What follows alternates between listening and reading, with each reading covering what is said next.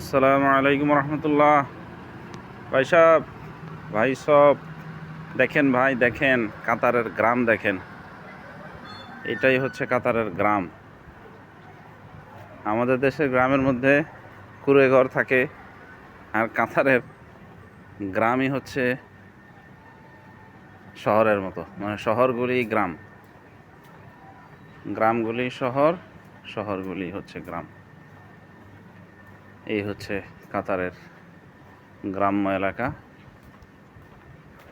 নিরিবিলি শুনশান।